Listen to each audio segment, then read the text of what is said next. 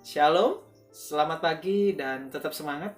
Untuk hari ini kita akan memulai materi kita pada hari ini. Alangkah baiknya kita akan memulai dengan berdoa. Mari kita satu di dalam doa. Terima kasih Tuhan, untuk hari ini kami bersyukur dan berterima kasih. Biarlah Tuhan sertai kami dari awal, pertengahan hingga akhir. Apapun yang kami pelajari pada hari ini, biarlah menjadi kekuatan di dalam kehidupan kami dan menjadi perenungan buat kami. Terima kasih Bapa, di dalam nama Tuhan Yesus kami berdoa dan mengucap syukur. Haleluya Tuhan. Amin. Hari ini kita akan melanjutkan materi kita. Bab pertama, perumusan dan penetapan Pancasila sebagai dasar negara, di poin yang ke B. Sekali lagi kita akan melanjutkan di bab pertama, perumusan dan penetapan Pancasila sebagai dasar negara, di poin ke B. Nah, untuk poin B, kita akan belajar penetapan Pancasila sebagai dasar negara. Jadi poin B ini kita lebih fokusnya penetapan Pancasila sebagai dasar negara. Kalau kemarin kita belajar tentang poin A, yaitu perumusan Pancasila sebagai dasar negara. Sekarang kita belajar penetapan Pancasila sebagai dasar negara.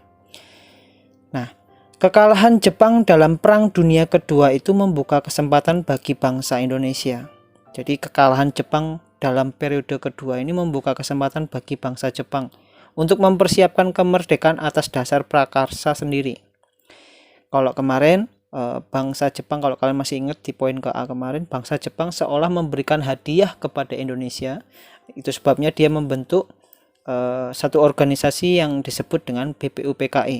Tetapi berjalannya waktu di mana kekalahan Jepang dalam Perang Dunia Kedua ini melawan sekutu ya pada waktu itu. Jadi di mana mereka membuka kesempatan bagi bangsa Indonesia ini untuk mempersiapkan kemerdekaan. Nah, lalu bagaimana dampaknya terhadap keberadaan BPUPKI? Setelah menyelesaikan tugas BPUPKI, kalau kemarin sidang pertama, sidang kedua, di mana BPUPKI membentuk dasar negara dan undang-undang dasar. Nah, saat ini bagaimana kondisi atau keberadaan BPUPKI? Nah, keadaan BPUPKI ini setelah menyelesaikan tugasnya, mereka dibubarkan, dan sebagai gantinya pada tanggal 7 Agustus 1945, Jepang mengumumkan pembentukan Panitia Persiapan Kemerdekaan Indonesia atau yang kita kenal dengan PPKI, dan bahasa Jepangnya Dokuritsu Zunbi Inkai. Jadi setelah menyelesaikan tugasnya BPUPKI kemarin dalam sidang pertama maupun sidang kedua di dalam membentukkan atau merancang dasar negara dan undang-undang dasar, Jepang mengganti BPUPKI dengan PPKI atau Dokuritsu Zunbi Inkai. Nah, pada tanggal 7 Agustus 1945. Untuk keperluan membentuk PPKI ini, jadi untuk keperluan membentuk PPKI tersebut, pada tanggal 8 Agustus 1945, 3 orang tokoh pendiri negara, yaitu Insinyur Soekarno, Muhammad Hatta, dan Dr. KRT Rajiman Widyodiningrat, berangkat menemui Jenderal Besar Terauchi, Saiko Shikikan, dan di Saigon. Nah, dalam pertemuan tersebut Insinyur Soekarno diangkat sebagai ketua PPKI dan Muhammad Hatta sebagai wakilnya, di mana PPKI ini beranggotakan 21 orang termasuk ketua dan wakil ketua. Jadi PPKI beranggotakan 21 orang termasuk ketua dan wakil ketua. Kalau kemarin ketua BPUPKI adalah Dr. KRT Rajiman Widyodiningrat, sekarang ketuanya PPKI adalah Insinyur Soekarno dan wakilnya adalah Muhammad Hatta. Setelah kembali ke tanah air pada tanggal 14 Agustus 1945, Insinyur Soekarno mengumumkan bahwa Indonesia akan merdeka secepat mungkin dan bukan merupakan pemberian dari Jepang, melainkan hasil perjuangan bangsa Indonesia itu sendiri. Jadi kalau kemarin seolah-olah bangsa Jepang yang memberikan hadiah, tetapi disinilah peran Indonesia untuk menggerakkan bahwa ini bukan hasil pemberian tetapi benar-benar perjuangan rakyat Indonesia. Itu sebabnya Insinyur Soekarno secepat mungkin ingin mengumumkan kemerdekaan itu. Nah, atas bangsa Indonesia sendiri, di mana anggota PPKI ditambah menjadi 6 orang sehingga anggota seluruhnya menjadi 27 orang. Jadi awalnya 21 orang ditambah 6 orang jadi 27 orang. Semua anggota PPKI berasal dari bangsa Indonesia. Jadi kalau kemarin BPUPKI kan ada wakilnya orang Jepang, Ichi Bangise. Tetapi kalau untuk PPKI ini fokusnya adalah anggotanya adalah orang Indonesia. Kenapa? Karena orang Indonesia supaya tidak ada seolah ikut campur tangan kemerdekaan itu hasil dari Jepang, tapi benar-benar rakyat Indonesia sendiri. Nah, coba kalian cari informasi siapa sih anggota PPKI. Nah, Mr. Hari juga sudah memberikan supaya untuk memudahkan muka kalian. Jadi Mr. Hari ada gambarnya di slide-nya, jadi kalian bisa melihatnya siapa saja anggota PPKI di situ. Di situ ada foto-fotonya dan sebagainya. Setelah Jepang menyerahkan kepada pihak sekutu pada tanggal 14 Agustus 1945, kesempatan tersebut digunakan sebaik-baik oleh para pejuang untuk segera menyatakan kemerdekaan bangsa Indonesia. Jadi para pejuang menunggu momen, dan tepat pada tanggal 14 Agustus ini Jepang ini menyerahkan kepada pihak sekutu, di mana kesempatan tersebut digunakan sebaik-baiknya oleh para pejuang untuk segera menyatakan kemerdekaan Indonesia. Pada hari Jumat tanggal 17 Agustus 1945, Insinyur Soekarno didampingi oleh Muhammad Hatta memproklamasikan kemerdekaan Indonesia ke seluruh dunia. Kalau kalian tahu di tanggal seperti itu, Insinyur Soekarno atau presiden pertama kita membacakan teks proklamasi. Nah, keesokan harinya pada tanggal 18 Agustus 1945, PPKI melaksanakan sidang dan menghasilkan keputusan sebagai berikut. Yang pertama, menetapkan Undang-Undang Dasar 1945, jadi dipastikan ditetapkan. Yang kedua, memilih presiden dan wakil presiden, yaitu presidennya adalah Insinyur Soekarno dan wakilnya adalah Muhammad Hatta.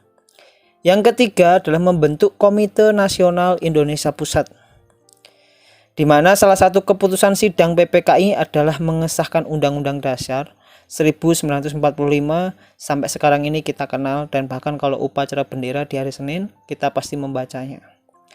Di dalam pembukaan Undang-Undang Dasar 1945 alinea keempat tercantum bahwa rumusan sila-sila Pancasila sebagai dasar negara. Itu sebabnya pada tanggal 17 Agustus kemarin dan sampai saat ini, dan bahkan hari ini kita juga akan beberapa minggu ke depan kita juga akan merayakan HUT RI kita di 76 tahun. Bagaimana perjuangan Indonesia itu cukup solid sekali ya, dimana inilah peran kita sebagai generasi-generasi sekarang. Karena itu aplikasi kita di poin B ini biarlah membuat kita juga semangat lagi. Jadi benar-benar perjuangan bangsa Indonesia menjadi semangat kita untuk tetap terus belajar, tidak loyo, tidak mudah menyerah. Bahkan apalagi di masa pandemi seperti ini, mereka sudah berjuang semampu mungkin. Mereka sudah membuktikan perjuangannya melawan penjajah, bahkan melawan beberapa hal di mana mereka merumuskan. Kalau kemarin kalian belajar di poin A, bagaimana merumuskan itu dasar negara itu tidak mudah.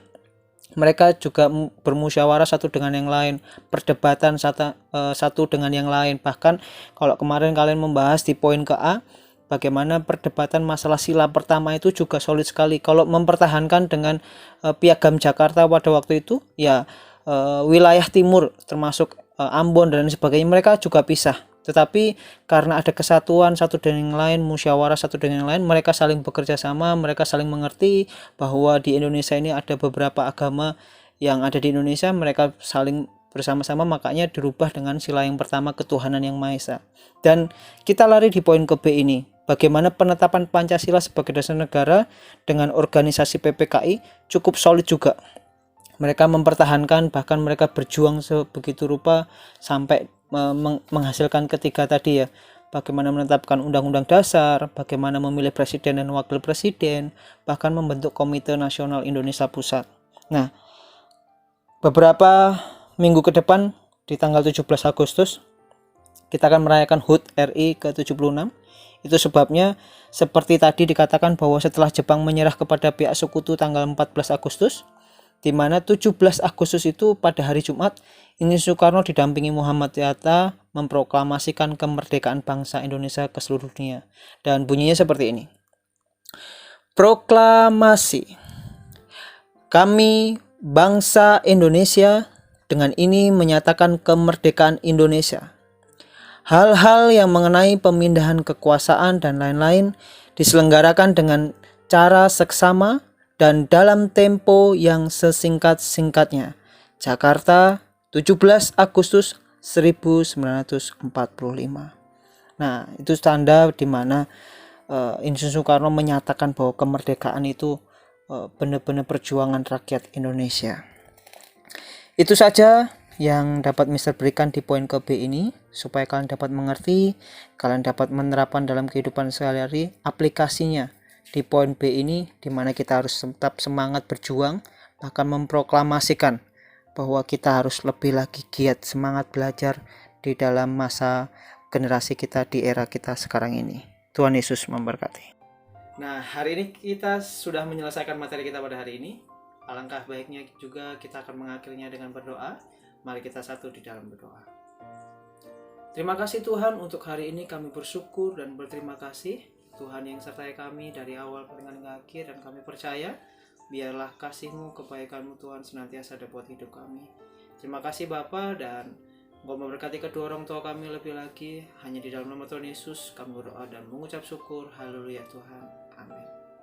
Oke, sekali lagi tetap semangat, tetap jaga kesehatan dimanapun dan kapanpun kita berada. Oke, see you next time. God bless you all.